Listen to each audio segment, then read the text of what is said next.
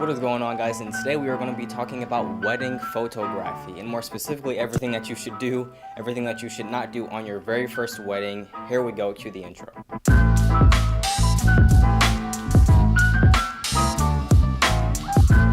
What is going on, guys? Eric White in the building. And no, I did not choose my last name, unfortunately. But hope you guys are all doing well, and I have good news. Actually, 2 weeks ago, I was able to shoot my first official wedding as a freelance photographer. Super amazing, super stoked. Great day all around. But I have to talk to you guys about some tips and everything that I did and everything that you should know when you're shooting your first wedding. Now, this is all my opinion, everything I think that you should and shouldn't do if you are going to be shooting your first wedding. And with that out of the way, let's go to the first tip, and that is be prepared. Now, obviously, being prepared is like a why would you even say that? That's common sense. But I mean, actually be prepared. Be over prepared, actually. This is everything that I brought in my camera bag. Now, you don't have to bring everything that I'm going to mention, but I would advise you to bring around 90 to 95% of the things I'm going to mention. The first thing that I brought was an extra SD card, because that is very, very important, because that's where everything that you're going to be shooting is going to be stored. So I had a 200 gigabyte SD card, which is in the camera right now recording me, and I also had an extra 32 gigabyte just in case I just so happened to shoot 10,000 million pictures of just grass and I needed to take some more pictures of grass. But that was there just in case I needed it if I ran out of space somehow. I didn't end up needing it at the end of the night, but it was there just in case, and you can never go wrong with bringing extra storage, trust me. Now, the second thing that I brought that I definitely could have used a lot more was a 70 to 300 millimeter lens.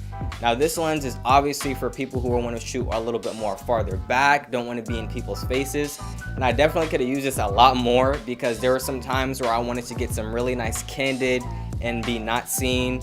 I had an 18 to 55 millimeter lens, so I was generally close to a lot of people. It was great for when I wanted to get some wide angles, but when I really wanted to be far away, I should have definitely went ahead and switched to this lens, got some really good candids, and had some overall better pictures, but that is another story. So I would advise you guys, if you do have a longer lens, a bigger lens, I advise you to use that. Not as much as you can, but use it when you can. If you know that you're going to be in a bigger wedding, in a bigger venue, make sure that you go ahead and switch to that so you can get some better shots. Guarantee you will appreciate it.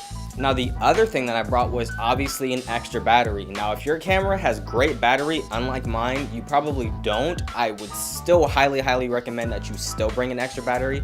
But if you're confident in your skills and you know your camera can do everything you need it to do, that's all you.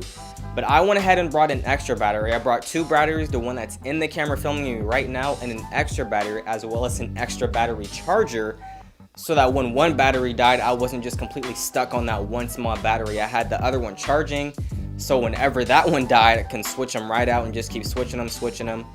And it worked out perfectly, actually, especially towards the end of the night. Now, I was there from 11 to 10 o'clock. I had over 1,800 photos, and that battery charger came in handy as I went through both of them around 80% of the wedding, and I had to switch to the one that I recently charged around the last 20% of the wedding, the last hour or two, which definitely came in handy. But if you guys do really want to save your butt, bring an extra battery. You don't have to. I very highly advise you to. And the last thing that I brought was actually an external flash.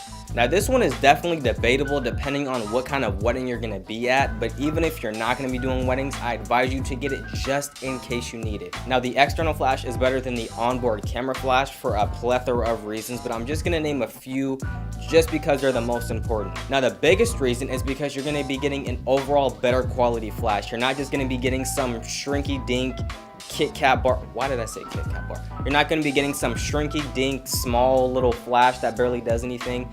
And the other reason why I don't like the flash is because that it's so small and so tiny and just not good that it gives this harsh shadow onto the face. Now, if you guys go out and shoot photos in the middle of the day, you'll know that at around 2 to around 5 or 6 o'clock that there's going to be some harsh shadows on your face. And what I mean is there's going to be a very harsh transition between what's light and what's dark. There's not going to be a smooth transition to where it gradually gradients into a very soft light or a very soft shadow or anything like that. There's just going to be a very light, dark, and that's it. And it doesn't look very flattering for the subject of anyone that you're going to be shooting, unless that's what you're into. There are some scenes where it would make sense, But for this, I would definitely advise you to go with an external flash. It's going to give you better results. It's going to look better. It looks more professional. And overall, it's just going to give you a better bang for your buck and give you a lot better quality flash for anything that comes standard on any camera. An external flash is going to give you a better quality flash than the onboard flash on your camera, I guarantee you.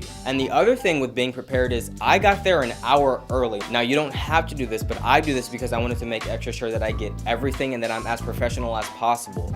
A long time ago, my track coach told me early is on time and on time is late, and I've lived by those words. So you don't have to go an hour early than what they tell you. I do that because that's something that I want to do to make myself stand apart. And if you get there a little bit early, you can test your settings, know what shutter speed you need, everything like that, know what kind of lighting you're gonna have so you can adjust then and there, and not when everything is happening. Maybe they accidentally told you the wrong time and their phone died and they couldn't tell you, and now they're rushing to figure everything out, like, oh, what's his phone number? Let's go on his website and figure out his phone number. And then they call you, but your phone died, and then you're trying to figure out how to get there, but your phone, it's just a big mess. Get there an hour earlier than you're supposed to. They'll appreciate it. You'll be happy you did. End of story. Now, the second thing that we have to talk about is actually knowing the ceremony. And I don't just mean knowing the ceremony as in knowing when the bride's gonna walk down, knowing when the groom is gonna give his life away, and when they're gonna be, stuck with each other forever and ever. I'm talking about knowing from when you get there to when you pack up your camera gear, everything that's gonna happen in between that time. And that's gonna be important because that's gonna allow you to be at the right place at the right time and get the right shots at the right time. Because let's say you're just there, you're just chatting, hey, what you doing? Oh, nothing. I'm just watching the wedding, and out of nowhere, flash mob happens, and you were too busy talking to Lindsay. I don't like the name Lindsay. Stacy. You were too busy talking to Stacy, and now you just missed the whole flash mob because you were too busy. See, just be prepared. Know what's gonna happen. Talk to the bride and groom beforehand. Know a rough estimate. You don't have to know exactly to the minute at 3:42, 47 milliseconds at when the clock strikes 12.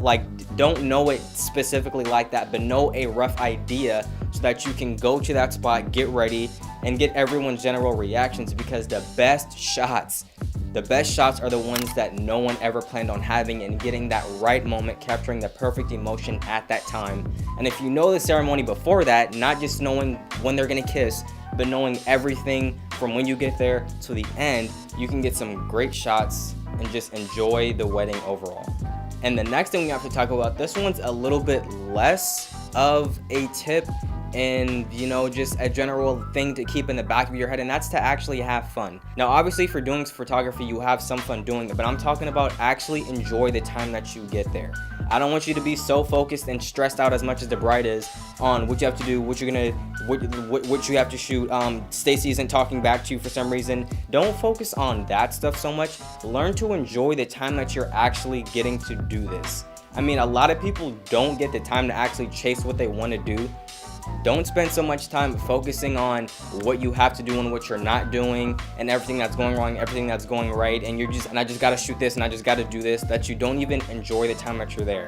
Now, I'm not saying stop every 5 seconds and look up at the sun and appreciate how blind you're getting. I'm talking about enjoying the time, getting those nice shots, going back through the footage and being like, man, I really took that picture, enjoying the time that you're actually getting to have that. Now, the last point that I definitely really wish I would have remembered, and that's word of mouth marketing.